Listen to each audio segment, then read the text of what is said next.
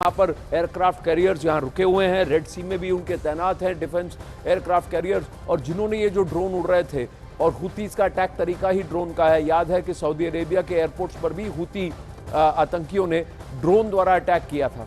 अब फिर वही कोशिश की गई जिसको कि अब अमेरिका ने मार दिया, और वहां से जो रॉकेट्स भी छोड़े गए उन मिसाइलों को भी अमेरिका ने मार गिराया और कहा कि देखिए हम इजराइल की सुरक्षा करेंगे।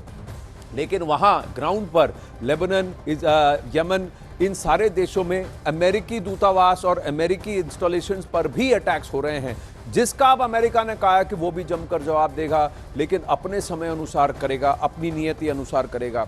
वहीं अभी तो इजराइल और हमास की जंग चल रही है, लेकिन और इस दौरान इजराइल को 3 फ्रंट से लड़ना पड़ रहा है। एक फ्रंट गाजा पट्टी का है, दूसरा फ्रंट वेस्ट बैंक का है, और एक फ्रंट लेबनान की सीमा पर हिजबुल्लाह आतंकियों ने खोल रखा है।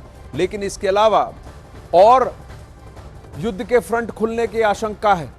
एक मोर्चा यमन से खुलने की आशंका है, क्योंकि वहां से हुतियों ने गुरुवार को इजराइल की ओर मिसाइलें दागी थी, जिसे लाल सागर के ऊपर अमेरिका की नेवी ने इंटरसेप्ट करके नष्ट कर दिया। एक और मोर्चा अब सीरिया की ओर से खुलने की आशंका है, जिसकी धमकी एक बार नहीं कई बार ईरान दे चुका है, और सीरिया की सीमा पर ईरान समर्थक मिलिशिया पहुंच चुकी है। तीसरा मोर्चा जॉर्डन की तरफ से भी खुल सकता है। इजराइल की सेना ने जॉर्डन की सीमा पर टैंकों की तैनाती भी शुरू कर दी है। और चौथा सबसे खतरनाक मोर्चा खुल सकता है ईरान से, जो इजराइल के साथ या अमेरिका के साथ सीधी जंग में उतर सकता है। कहने का मतलब यह है कि हमास के हमलों से शुरू हुआ युद्ध अभी और बढ़ सकता है और पूरे पश्चिम एशिया को जंग की आग में झोंक भी सकता है।